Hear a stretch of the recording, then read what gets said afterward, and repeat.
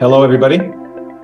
Thanks for joining us for this session as we discuss a little bit about website experience optimization, what that means, and what could be some alternatives and approaches to optimizing website pages, especially around B2B. And super excited to have Elad from Airfleet join me for this session. So thanks, Elad, for joining us. Thank you for inviting me. Awesome. Elad, for those of you who don't know, is the CEO at Airfleet with tons and tons of experience on building B2B websites. And I asked him to join me to share more about best practices, examples, things that he's done throughout his career, things that worked, things that didn't work, to help try to make some sense of what this whole aspect and all these activities can mean. So in terms of what we'll be discussing and what would be some takeaways that we want to get out of this session, again, we're doing this a pretty rapid fire session, 30 minutes, so we'll try to pack a lot of insights into this and leave some time for questions at the end. So we're using the SiteTalk platform. You have a button called Ask the Host, and you can use it to share questions with Elad and me. So a quick overview of what we'll be talking about today. First of all, a little bit of orientation. What is website experience optimization? What are some of the reasons that Google decided to sunset their popular solution? So we'll talk a little bit about that, just trying to make sense of this jungle of solutions and platforms. Then we'll go kind of deep into the theory and what does it mean, how to approach optimizing pages. Elad will share some use cases and examples. And then we'll do a live demo of Trendemons' new page optimization suite, and also talk about the product itself, share a little bit about the pricing. So stick till the end, and we'll show what we can do there. So let's get started. Before we dive into the materials, for those of you who don't know, I'm Avishai. I'm CEO at Trendemon. Our focus is website experience optimization, dedicated for B2B. As we're going to explore today what that actually means, what are some of the challenges there? There are a lot of things that can be done under website experience optimization. In this session, we want you to try and take away some of the key questions and activities that would make the most, make the biggest impact. Elad, want to tell us a little about Airfleet? Sure thing. All right. So yeah, really excited to be here. Just a bit about Airfleet. What we do is we create and optimize revenue-generating websites for B2B tech. So our focus is combining a web platform that we create, and then on top of this, providing services that will focus to enable the best buyer experience whatsoever. So everything from creating the website all the way to ongoing optimization of it. So that's our core focus. Awesome. And all right. So I think a big question that we got asked a lot is, what is website experience optimization, and why did Google decide to sunset their popular solution? And I think maybe before we dive into kind of the specifics of what that entails, we wanted to zoom out a bit and do a quick orientation.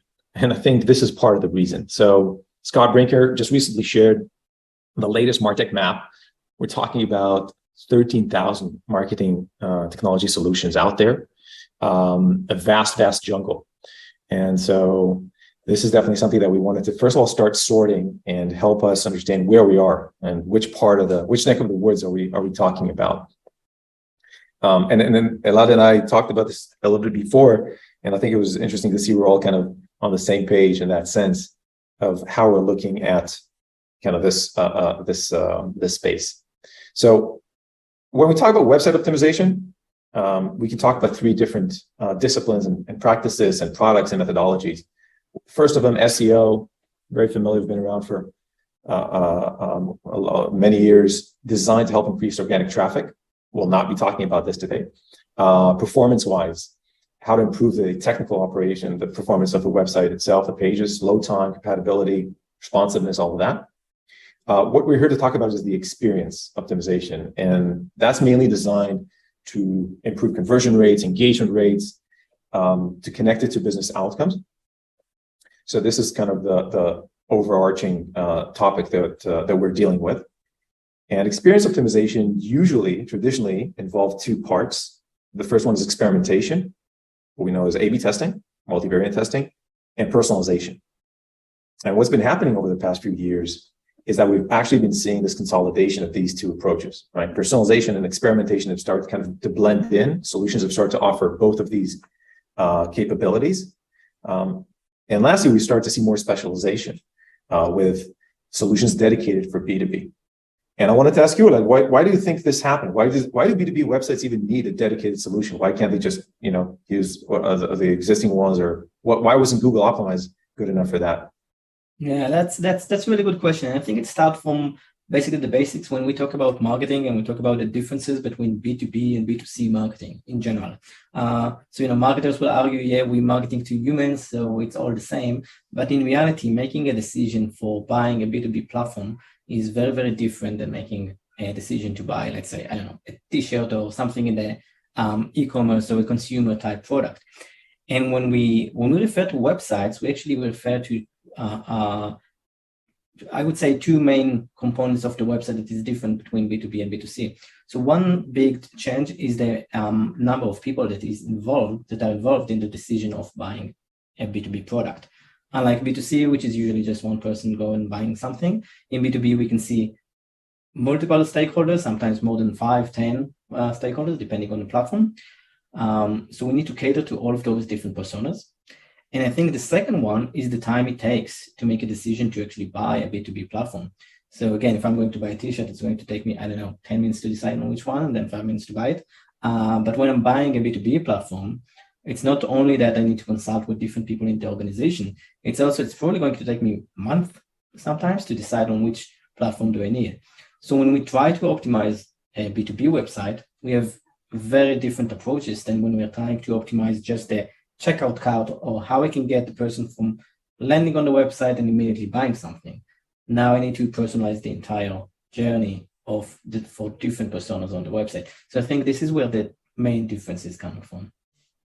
So basically, you're talking about complexity, right? There's a complexity of the journey because we're talking about a buying group that needs to be supported throughout its journey.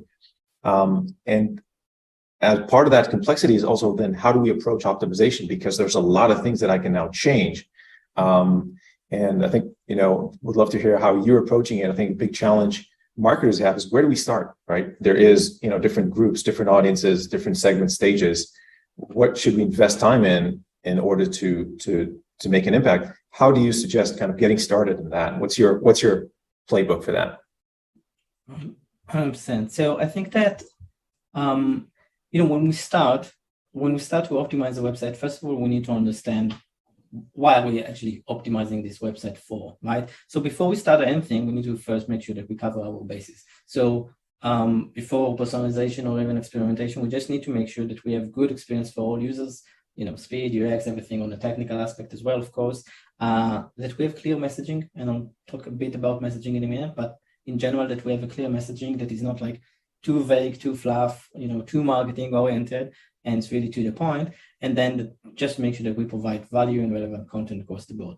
Now, this is before we are even trying to personalize or even we are trying to test anything on the website. This is like the general thing. But then when we start to say, okay, we have a good website, we have solid traffic to the website, we have some engagement, some conversion, how can we get more of that? So then we need to start to understand what exactly is our current challenge. Is it more about the engagement that we want to increase? Is it more about, okay, people are engagement, but we can't get them to actually buy in, I would say, to fill in a form or do like a more, I would say, bottom of the funnel type of conversion? Or do we just want to have like a very personalized, different type of delightful experience on the website? Once we do decide what we need to do, what we want to do, we also need to decide how to measure that. So let's say if we say we want to increase engagement, what is increasing engagement, right? But let's say we decide on that and we want to increase engagement by making sure that everyone that lands on the website makes some sort of, I would say, impactful interactiveness with the website, and visit like two or three content pieces or something like that. And we know how to measure that. Now we need to understand what resources will we need in order to do like any type of personalization and experimentation.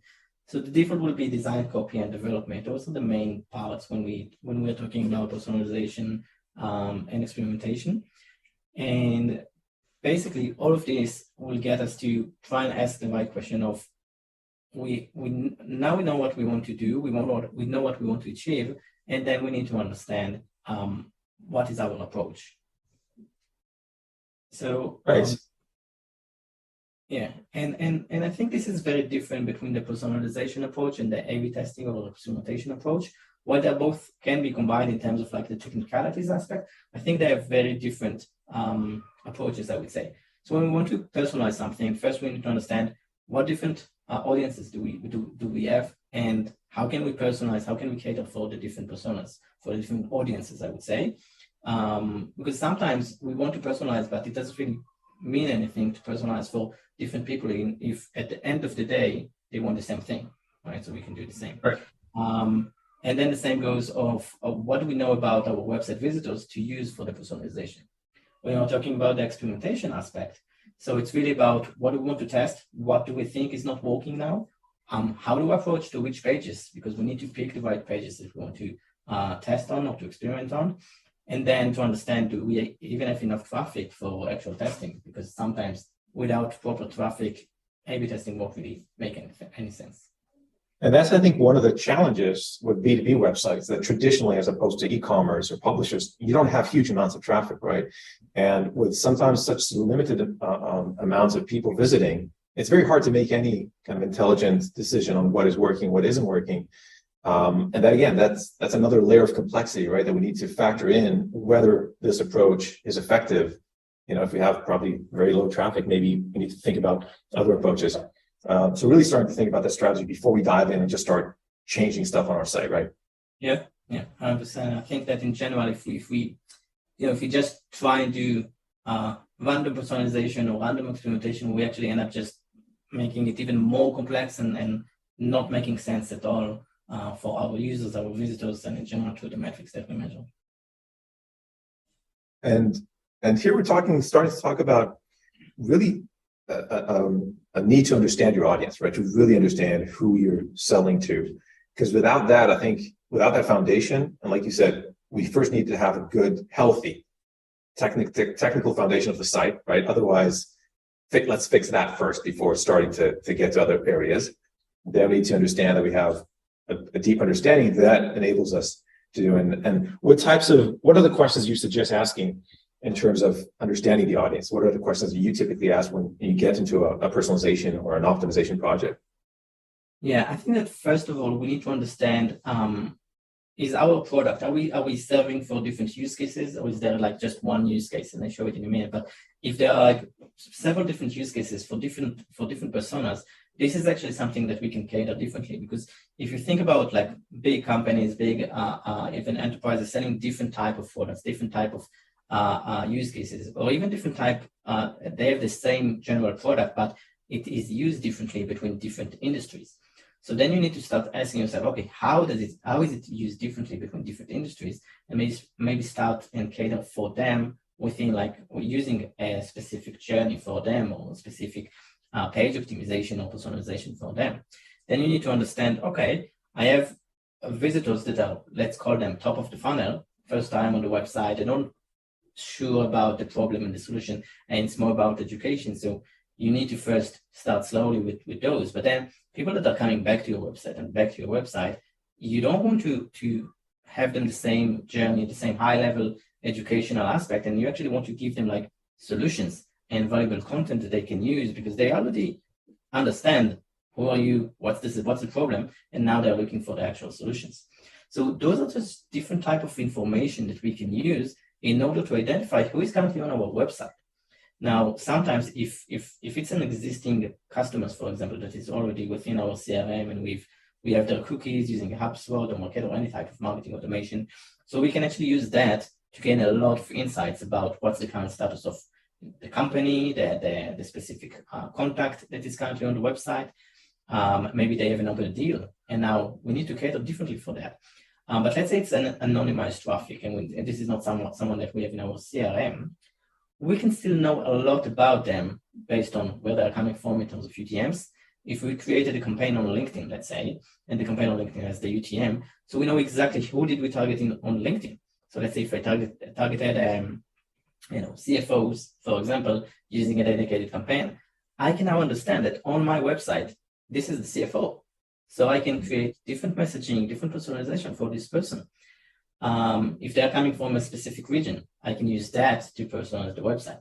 And we can use different type of information from different type of sources, I would say, to actually work with that. Including, let's say, if you have an enrichment type of info, so you can understand, okay, this is a specific account.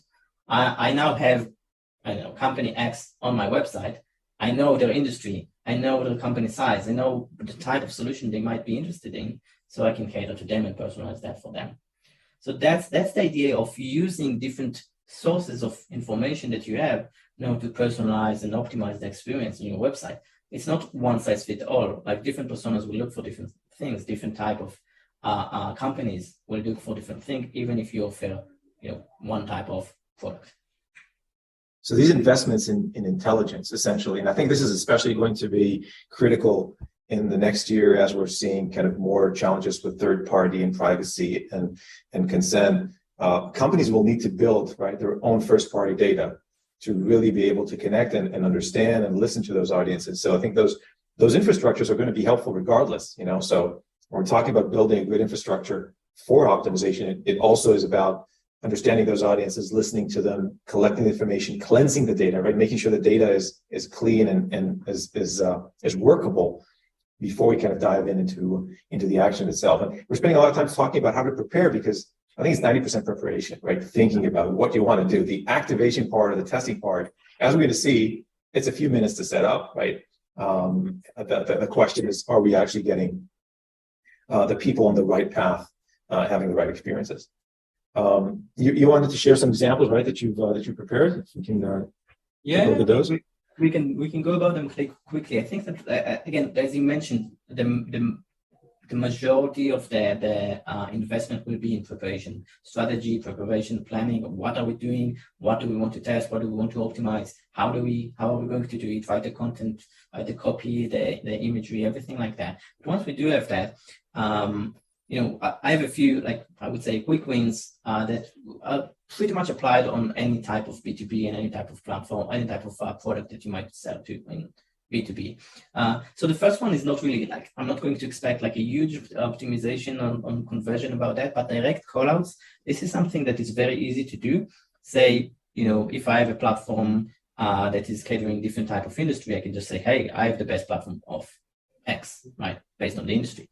If I have a returning visitor, I can immediately change the messaging because I know they're returning visitors. They can see something else, or based on the role, if I have this information. Also, region-based social proof. This is classic. If I'm coming from, let's say, the UK versus the US, I can show different type of social proof based on companies that are based there. And then tailored use cases. Also, if I know based on my LinkedIn campaign that this traffic right now is a marketer, I would have different use cases for this marketer versus if I know that this current person on my website is from finance. And the last aspect, which I think it's not just for ABM, but it's for any type of qualified visitor on your website, assuming you can have this information either from your CRM or from external enrichment. So there's no reason to add gating and forms for people that you want to speak with, The idea to have forms is actually, today is not that how to get someone's email, that's not the idea. The idea with forms is actually to show intent. So once we know that this person is relevant for us, just make sure to have a calendar or an easy way with a chatbot to just engage directly with your SDR or even AE directly.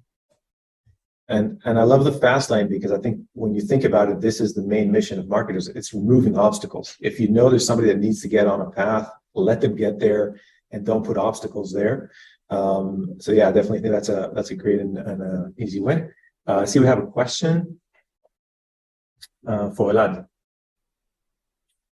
What is the minimum traffic volume that is required? Any ballpark figures or rough estimates? This is from Anthony. That's a good question. It's a tough question. Like the CRO industry is like debating on that. I would say that it really depends on the type of testing. So big testing, like let's say I don't know, you're changing the hero section of your homepage, right? So even with let's say a few thousands of users, you can see which one is more engaging. But if you're changing micro adjustments, let's say if you're changing your copy a bit, you're changing your messaging a bit, and this is just here on the page, right? So you really need a lot of traffic to really say the messaging is what got there, and 10, I would say 10,000 visitors in the variation is a minimum, but the more the better when we are talking about statistical analysis there, because even if you have 10K and then you have 60-40, I would say it's like there's no clear win here. If you're doing experimentation, 60-40 is not good enough unless you have 100,000 variation and above, because that's, even small differences in different traffic sources and stuff like that might show you different results. So just to summarize, a few thousands for big changes, 10,000 for most changes, and for small copy changes, I would say tens of thousands at least. So you can just run the variation for a longer period of time to get more of this. Awesome. Awesome. I'd too. So first of all, I've prepared here and a bunch of examples, and we'll be sharing those with you, with everybody who signed up. Different examples of personalization, of optimization for different audiences, and they'll be in the deck itself. What I wanted to do in the 5 minutes that we have left is really show you a little bit of Trend-Even's capabilities around page optimization. Before we dive into the product or the demo itself, again, just a little bit of orientation of what this new capability is, and then we can talk a little bit about and show you how it actually works. So we're talking about this part of page level optimization. As Elad mentioned, it consists, right, of experimentation and personalization. These two parts work in tandem, and it joins basically our more mature solutions or older solutions of journey optimization, sales engagement.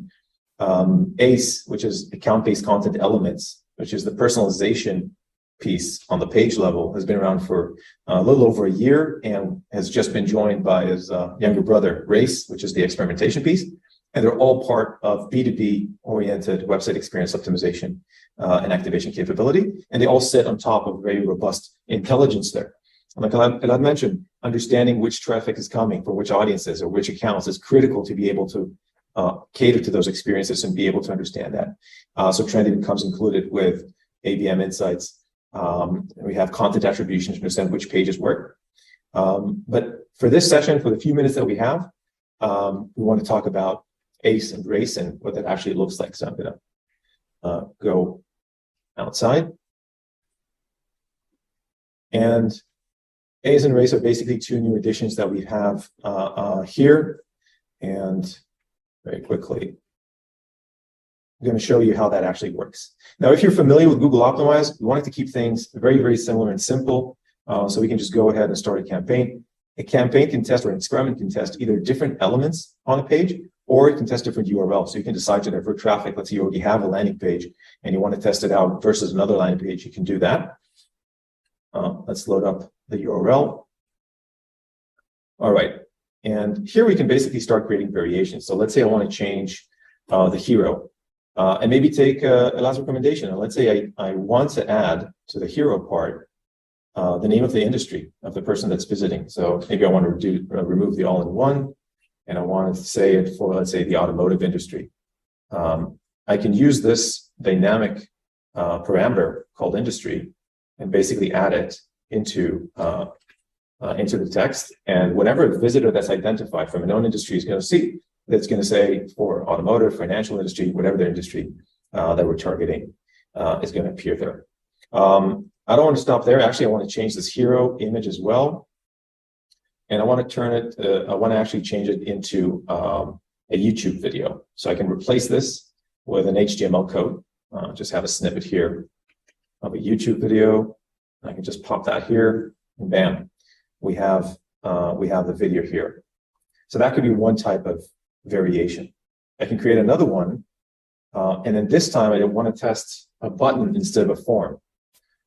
So here I have the form area, And I actually want to replace it with a button.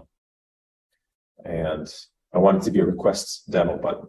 I can just go here, choose it. Oh, it looks like a link. It doesn't look like a button, but if I change it into a button, I can turn it into a button. I don't like the fact that it's in a blue color, so I can change that into white. And I want it to look like the other buttons on the website. I want it to be rounded corners, so we can add rounded corners. And that's it, and we're done. Now that we've set up the variations, we can now actually configure all the rest of the experiment, right? We can define whether we want different distribution between the variations. How do we set winners? So we can define winners based on engagement with the page, read rate, proceed rate, or we can have them reach different goals. We can experiment it versus different goals. Goals can be configured through Trendyman, for example, and the MQL in your HubSpot could be a goal, or a closed one on Salesforce.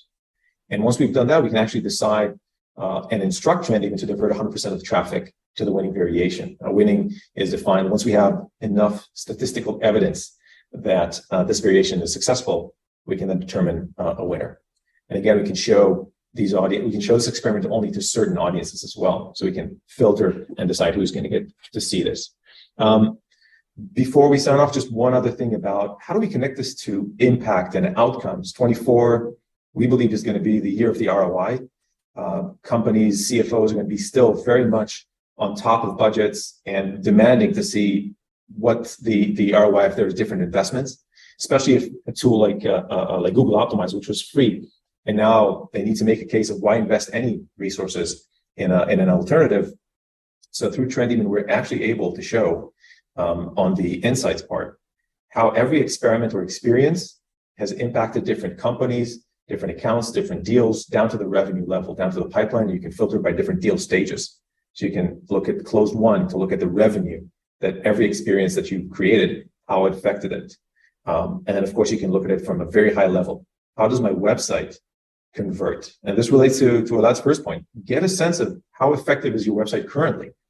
You need to establish some benchmarks and baseline of how things are actually performing.